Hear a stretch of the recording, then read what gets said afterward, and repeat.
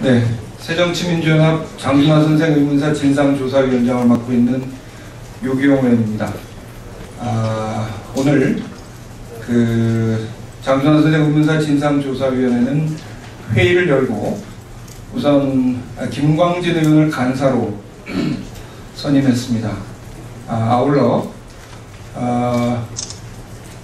1기, 2기 의문사 진상조사위원회에서 장준하 선생 사건을 전담 조사했던 고상만 전 조사관, 그리고 이준영 장준하 기념사업회 사무총장을 자문위원으로 선임했다는 보고와 더불어 간략히 다시 한번 말씀드리면, 올해는 장준하 선생이 의문사를 암살당하신 지 40년이 되는 해이고 8월 17일이 40주기가 되는 해였습니다.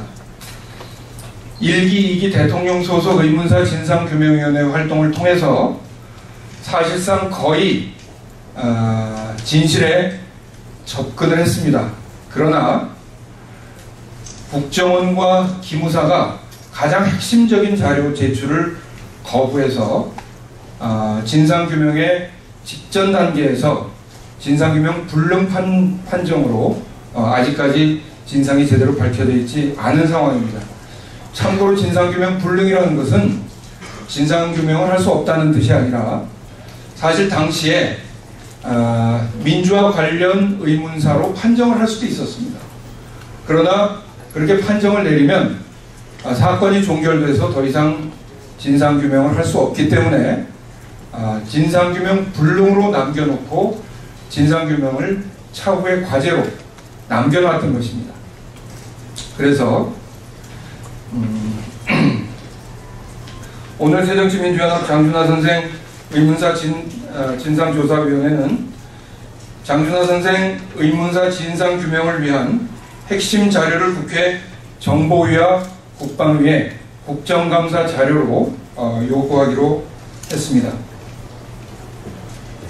진상조사위원회가 국가정보원과 국군 기무사 사령부를 통해 확보하고자 하는 자료는 두 가지입니다. 간략히 설명드리겠습니다. 첫 번째는 국가정보원 1975년 8월 17일 21시 밤 9시죠.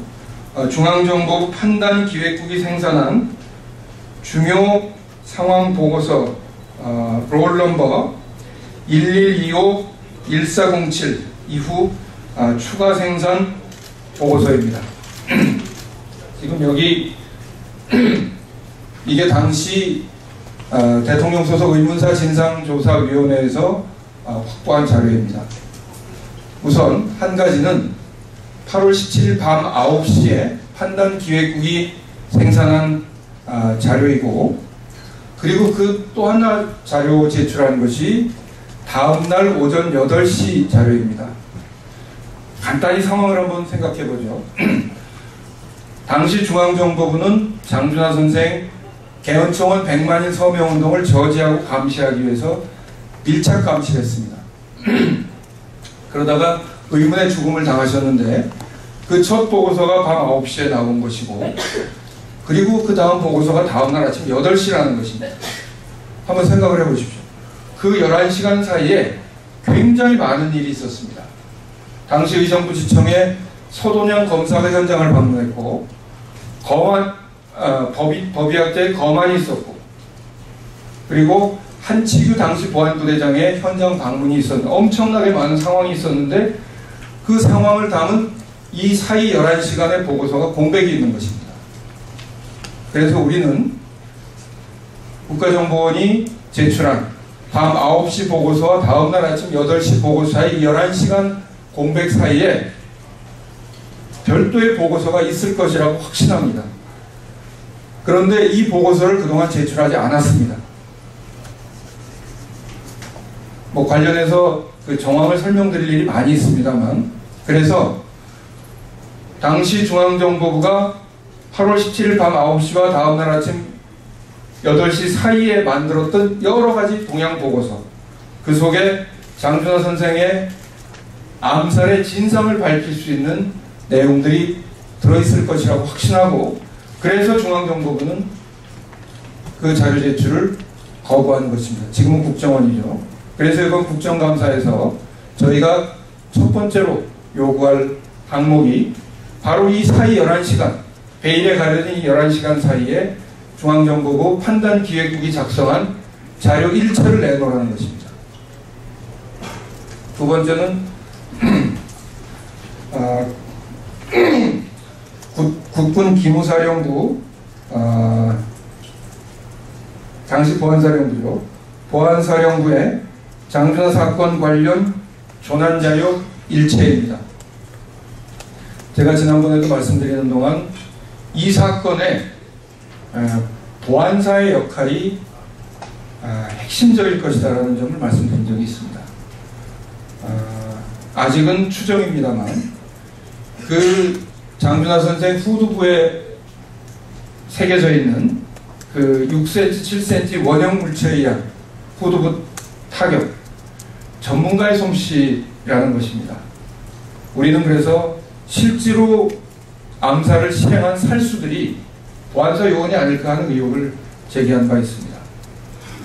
그래서 그 당일 그리고 그 다음 다시 한번 기억을 환기시켜드리면 장준하 선생이 돌아가신 그 다음 날 8월 18일 당시에 진종채 보안사령관이 청와대에서 박정희 대통령과 47분간에 걸쳐서 집무실도 아닌 서재에서 독대했던 사실이 있다는 것을 말씀드린 적이 있습니다.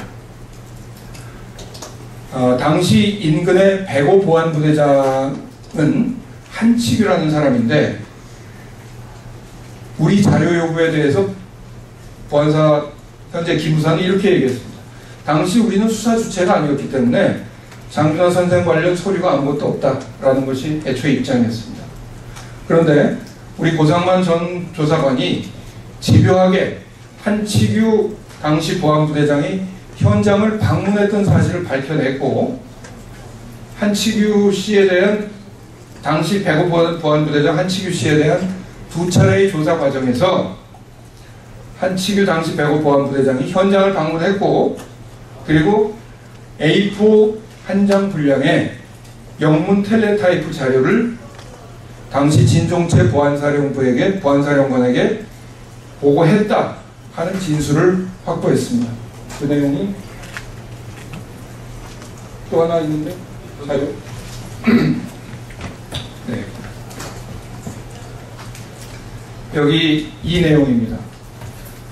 보안사령부가 우리는 수사와 무관하기 때문에 자료가 없다고 했다가 그리고 한치규 보안부대장은 현장 방문한 적이 없다고 했다가 현장 방문한 사실을 시인했고 그리고 진종채 보안사령관에게 A4 한 장 분량의 영문 텔레타이프 보고를 했다 하는 진술을 확보한 것입니다.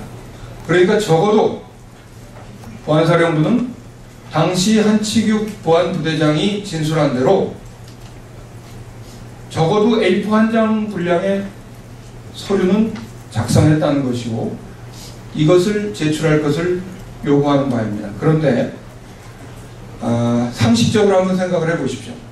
백오 보안부대장이 현장을 방문했고 그리고 다음날 진종채 사령관이 대통령하고 독대했는데 A4 한 장 분량의 보고서만 있지는 않을 것이라고 우리 생각합니다. 한치규 보안부대장의 실토를 통해서 적어도 A4 한 장 분량의 보고서를 작성했다. 진종채 사령관에게 보고했다는 진술을 확보했지만 이것 외에도 다른 조난 자료들이 있을 것이다. 그래서 이것을 국방위원회를 통해서 국군 기무사에 자료 제출을 이번에 국정감사 기간에 요청하도록 하고 아까 말씀드렸던 대로 국회 정보위를 통해서 이 두 보고서 사이에 11시간의 공백을 메꿔줄 판단기획국의 보고서들 이것을 제출하도록 요구하겠습니다. 아마 이 자료가 만약에 제출이 된다면 장준하 선생의 암살의 진상을 밝힐 수 있는 핵심적인 내용이 그 속에 들어있을 것이다 라고 우리는 확신하고 있습니다. 그리고 이후 대정부 질의 과정을 통해서도 이 문제에 대해서 집요하게 파고들 것이다 하는 점을 아울러서 말씀드리겠습니다. 이상입니다.